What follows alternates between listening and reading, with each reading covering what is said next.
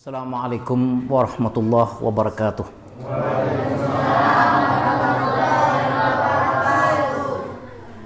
Innal hamdalillah nasta'inuhu wa nastaghfiruh wa na'udzu bihi min syururi anfusina wa min sayyiati a'malina. May yahdihillahu fala mudhillalah wa may yudlilhu fala hadiyalah. Asyhadu an la ilaha illallah wahdahu la syarikalah wa asyhadu anna Muhammadan abduhu wa rasuluhu la nabiyya wa la rasula ba'dah.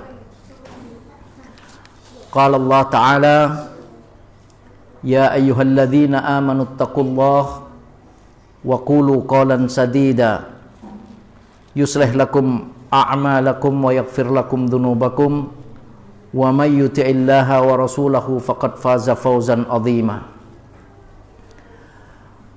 Wa qala asdaqul qailin ya ayyuhalladzina amanu taqullaha haqqa tuqatih wa la tamutunna illa wa antum muslimun.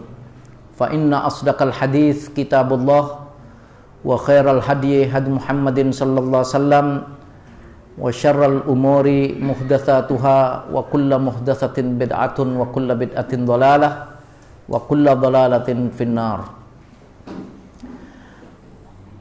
Ma'asyiral muslimin, as'adakumullah fid darain.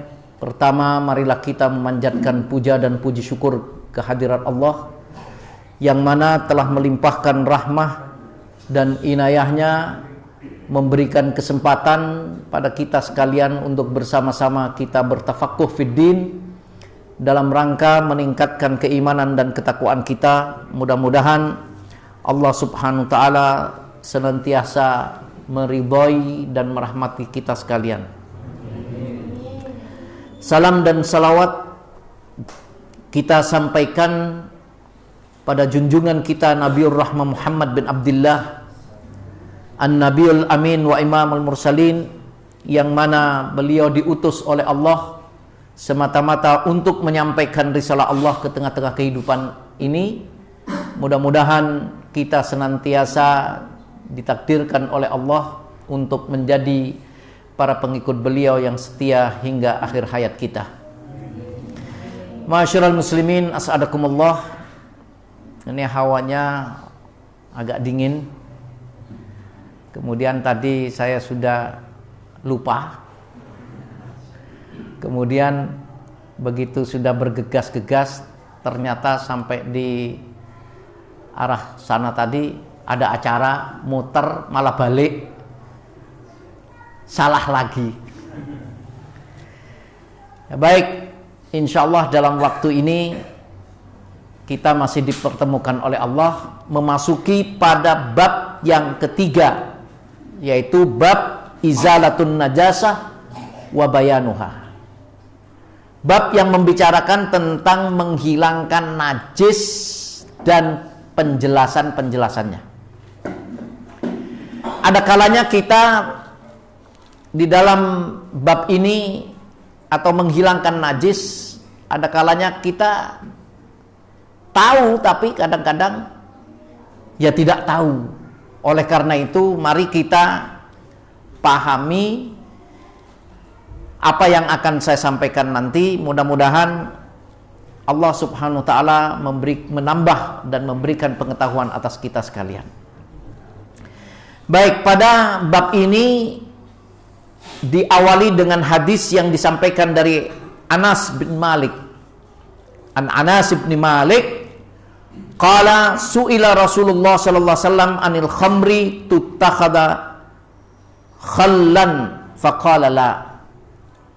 Akhrajahu Muslim wa Tirmidzi wa qala hasan sahih. Dalam hadis yang pertama ini Rasulullah sallallahu alaihi wasallam pernah ditanya tentang khamr. Khamr tahu ya? Minuman keras, ciu yang dijadikan cuka. Jadi kalau kita membuat cuka misalnya dari beras ketan. Dari beras ketan. Maka nanti difermentasi, setelah proses fermentasi maka akan menjadi khomer. Jadi khomer, jadi minuman keras, jadi ciu. Tapi nanti setelah dibiarkan berapa lama, maka ciu tersebut atau khomer tersebut menjadi cuka. Menjadi cuka. Nah, sekarang bagaimana hukumnya? Kalau saya beli beras ketan untuk membuat cuka, boleh. Saya beli beras ketan untuk buat cuka, boleh.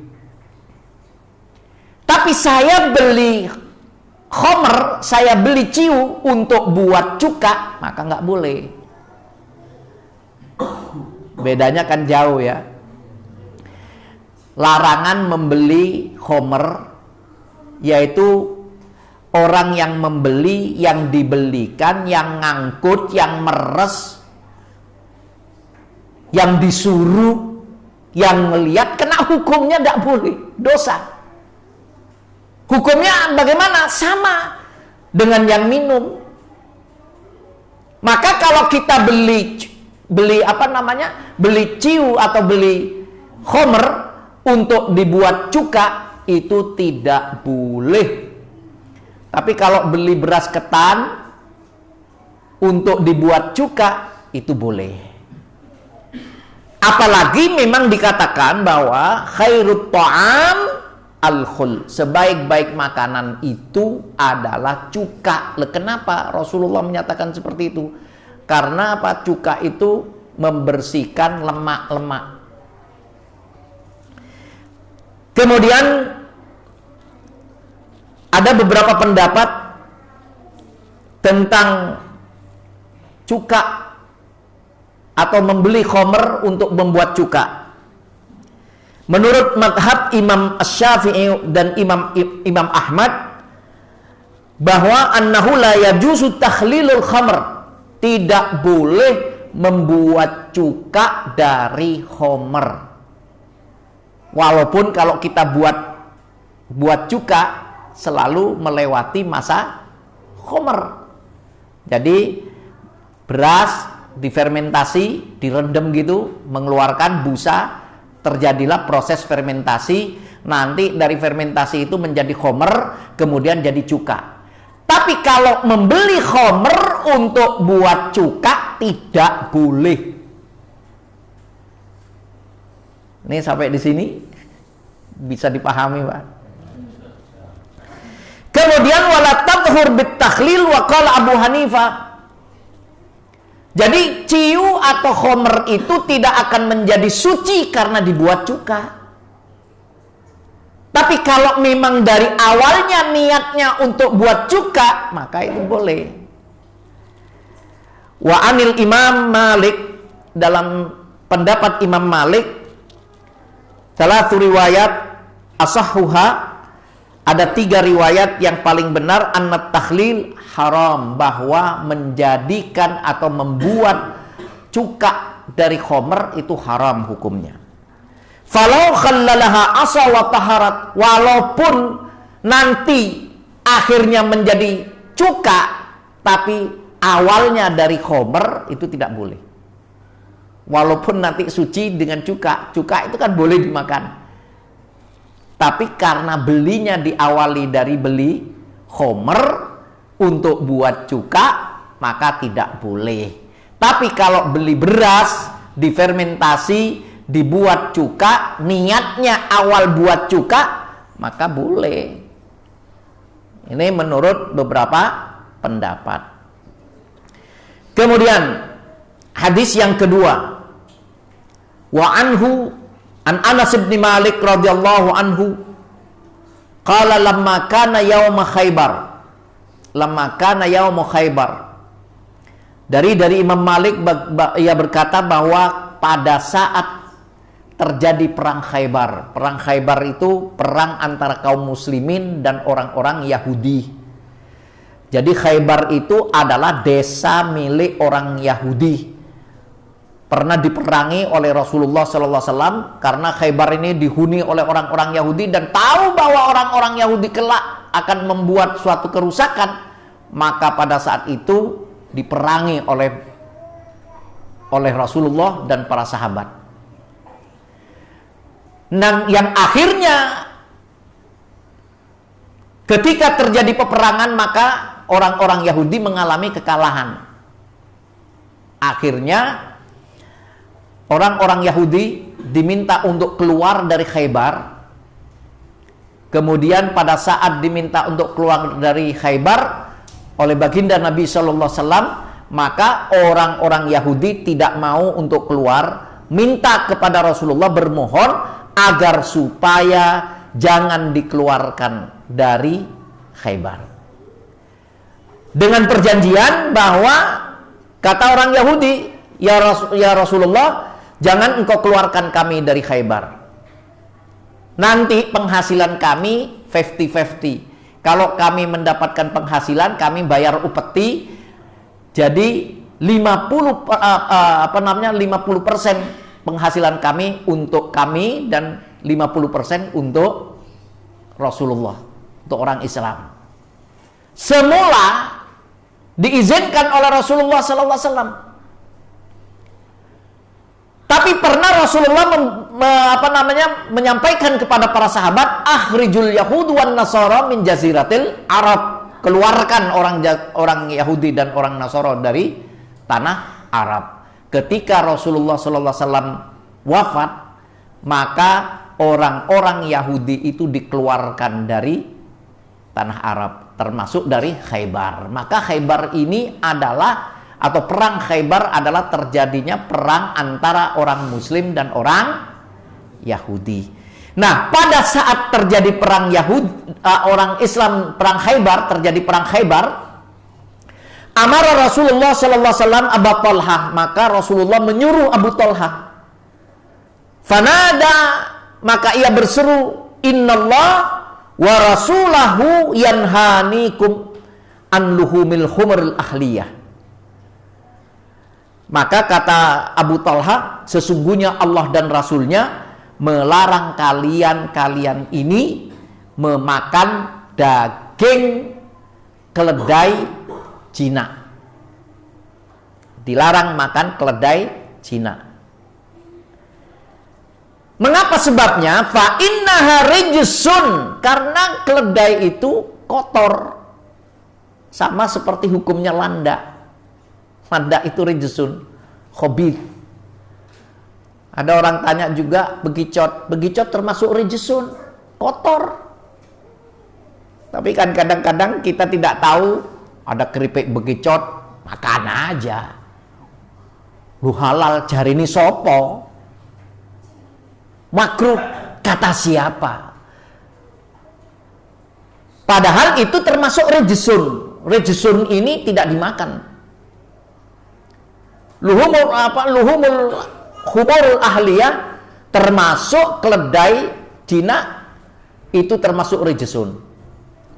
Kemudian landa itu termasuk rijsun. Kalau di negeri kita bekicot itu rijsun. Hidupnya kan kotor, Pak. Hidupnya kotor. Nah, ini hadis muttafaqun alaih. Jadi sesuatu yang rijsun, sesuatu yang kotor, maka kaum muslimin tidak mau memakannya. Tidak mau makan. Berarti rijsun itu masih tergolong dengan golongan najis. Ya. Kemudian hadis yang ketiga, wa an Amr bin Kharijah. Dari Amr bin Kharijah radhiyallahu anhu qala khatabana Rasulullah sallallahu alaihi wasallam bimina wa huwa ala rahilatihi wal wa'abuha yasilu ala katifi. Dari Amr bin Kharijah, ia berkata bahwa Rasulullah sallallahu alaihi wasallam berkhutbah di Mina. Rasulullah berkhutbah di Mina, wa huwa ala rahilatihi. Ketika Rasulullah berkhutbah di atas ontanya. Jadi duduk di atas ontanya berkhutbah. Sementara Amr bin Kharijah sebagai jamal. Jamal itu tukang tuntun onta, Pak. Bahasa Arabnya onta itu jamal, onta, jamal itu tukang tuntunnya. Jadi sama seperti becak, orang yang gayuh becak disebut abang becak. Nah, ketika Amr bin Kharijah memegang onta, kepala onta berada di atas pundak kan kepala onta itu tinggi. Rasulullah sallallahu alaihi wasallam duduk dan berkhutbah di atas onta. Kemudian Amr bin Kharijah itu memegangi onta Rasulullah sallallahu alaihi wasallam. Nah, onta ini kan berliur, Pak. Kemudian liurnya itu menites ke pundaknya Amr bin Kharijah. Nites sampai basah. Apakah najis? Tidak. Tidak najis. Jadi ini yang terjadi. Nah, sekarang coba kita lihat sebuah hadis. Pernah Rasulullah sallallahu alaihi wasallam ditanya, "Ya Rasulullah, afanatawadda min lahmil ghanam?" Kalau kita dalam keadaan berwudu, dalam keadaan suci karena wudu, kemudian setelah itu makan sate kambing atau makan daging kambing atau daging ayam atau daging sapi, apakah kita harus berwudu? Apakah batal? Nah, maka ketika Rasulullah sallallahu alaihi wasallam ditanya oleh seorang sahabat, "Ya Rasulullah, afanatawadda min lahmil ghanam?" Wahai Rasulullah, apakah kita harus berwudu sesudah makan daging kambing? Maka Rasulullah menjawab, "In syi'ta." Ya, kalau mau berwudu silakan berwudu. Berarti kalau tidak berwudu cukup berkumur. Yang penting daging kambing itu atau daging sapi dan sejenisnya, daging ayam itu tidak membatalkan wudu. Tetapi Rasulullah SAW ditanya, "Afanatawadda min lahmil jamal?" Ya Rasulullah, apakah kami harus berwudu kalau makan daging onta? Faqala na'am. Kalau makan daging onta, maka harus berwudu. Berarti kalau makan daging kambing tidak membatalkan wudu, kalau makan daging onta membatalkan wudu. Apa dan manfaatnya, Pak, mempelajari ini? Ya ada. Ada orang yang menyatakan, "Alah, wong di Indonesia nggak ada onta, Pak." Memang nggak ada onta. Tapi cita-cita seorang mukmin itu kan biasanya cita-citanya mau umroh, cita-citanya mau haji. Kalau berumroh atau berhaji ke kota Makkah, dia makan daging onta, dia sudah tahu hukumnya bahwa makan daging onta itu membatalkan wudu.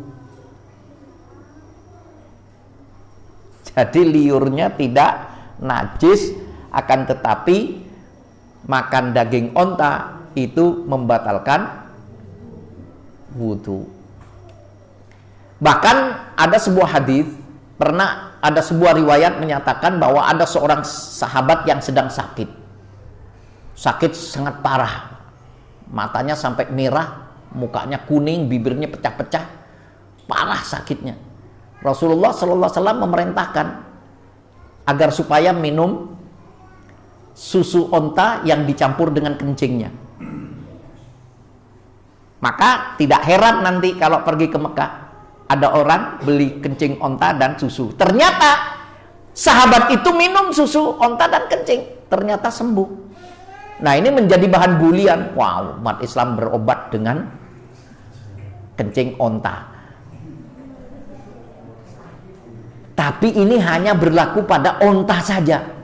Maka ada satu kiai ketika saya cerita-cerita seperti itu, "Nek, uyui kebo pripun, Pak?" Ya. Karena Rasulullah SAW hanya mengizinkan onta, maka ya onta saja. Kalau zaman dulu, ya tahun-tahun, beberapa tahun yang silam itu, tuh kalau ada orang sakit diabetes katanya kudu minum kencingnya sendiri. Ya, cici. Dan jelas kencing itu najis. Dan tidak ada obat yang dari sesuatu yang najis. Innama ju'ila dawa'u ummati minal halal. Sesungguhnya dijadikan obat umatku itu dari sesuatu yang halal, yang suci. Tapi Rasulullah SAW membolehkan hanya kencing onta. Tapi, nah ini, nek ndak ada obat lain. Nek eneng kalau masih ada ya sudah obat yang lain. Intinya bahwa daging onta itu membatalkan wudu. Kemudian, kenapa onta ini dibicarakan? Onta ini dibicarakan karena dahulu zaman Rasulullah SAW kendaraan itu adalah onta. Jadi onta itu bahkan disebutkan dalam Al-Quran, afalam yanzuruna ilal ibili kaifa khuliqat. Tidakkah kamu melihat kepada onta itu bagaimana onta itu diciptakan? Onta itu diciptakan luar biasa loh Pak. Luar biasa penciptaan onta ini. Matanya mempunyai 3 lapis. Lapisan luar untuk menahan panas, lapisan dalam untuk untuk menahan dari pasir, lapisan terdalam membersihkan mata dari agar supaya mengairi mata. Kemudian mulutnya itu di dalamnya tuh penuh dengan bulu-bulu sehingga makan makanan yang berduri onta itu bisa. Makanan onta itu sejenis buah di mana buah itu bijinya sama seperti biji kedondong. Itu banyak di Jazirah Arab. Nah, itu dimakan ditelan. Sehingga nanti kalau dibuang atau melalui kotoran bersama kotoran, nanti di padang pasir itu cepat kering. Nah, pada saat cepat kering itu, maka biasanya kotoran onta itu dimanfaatkan untuk areng oleh para kafilah-kafilah yang ada itu. Jadi memang onta itu luar biasa. Wallahu a'lam bishawab. Dan bahkan onta itu tidak mempunyai pori-pori, sehingga kalau umpamanya onta itu berkeringat keluar melalui bulu-bulu kulitnya, dan onta itu berkeringat pada suhu 41 derajat Celcius. 41 derajat Celcius. Sehingga onta itu kulitnya ini sangat rapat. Maka kulit onta itu biasanya dibuat sakiyah. Sakiyah itu apa? Dibuat kantong tempat minuman. Maka nggak bocor, Pak. Nggak bocor.